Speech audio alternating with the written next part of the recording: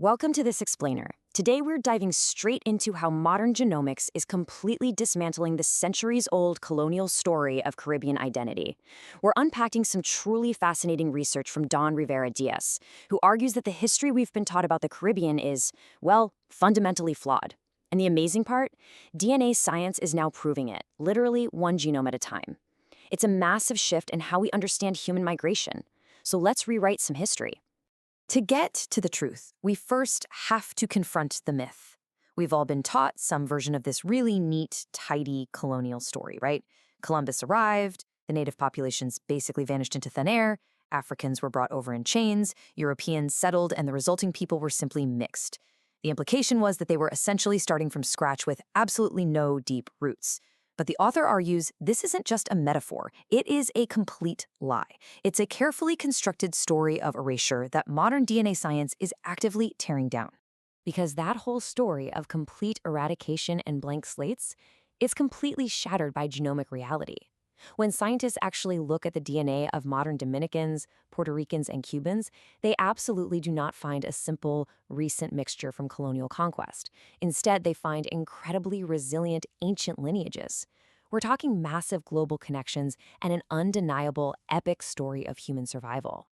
Take the word mixed, or mestizo, for example. It wasn't even originally a biological term. It was a bureaucratic tool. Colonial administrators basically invented it for legal and social control. It was just a convenient way to flatten thousands of years of rich, complex human history into a tidy little administrative box. It implied Caribbean people were this brand new creation, born only from European contact.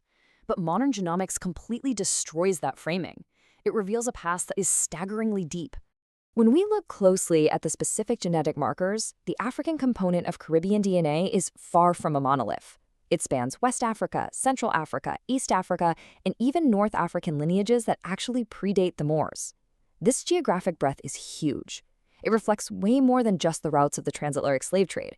It reveals tens of thousands of years of incredibly complex pre-colonial trade networks and human migrations across the African continent, long before Europeans even knew the Americas existed.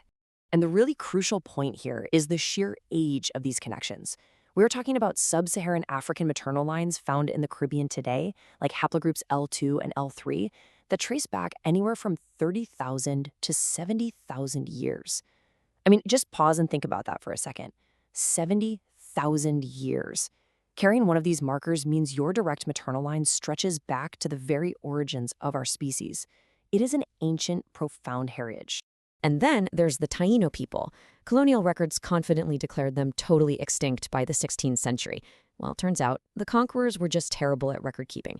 DNA science definitively proves that indigenous Caribbean markers persist today. Modern genomes of Dominicans, Puerto Ricans, and Cubans show measurable, surviving indigenous DNA. These markers were passed down primarily through maternal lines because indigenous women survived colonialism in profound ways that were just completely ignored by the written history of the conquerors.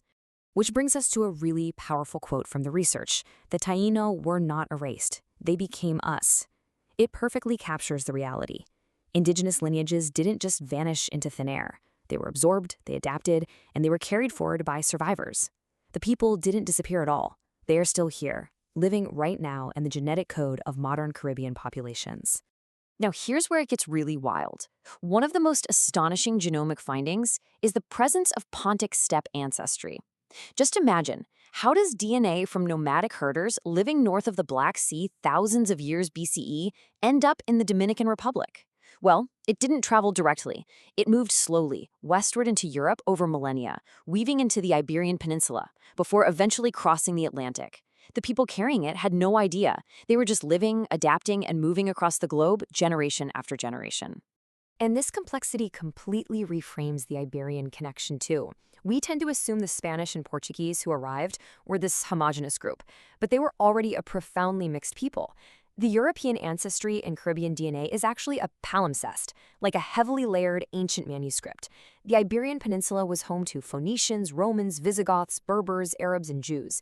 In fact, many who fled to the Americas in 1492 were crypto-Jews and Moorish converts, desperately fleeing the Inquisition.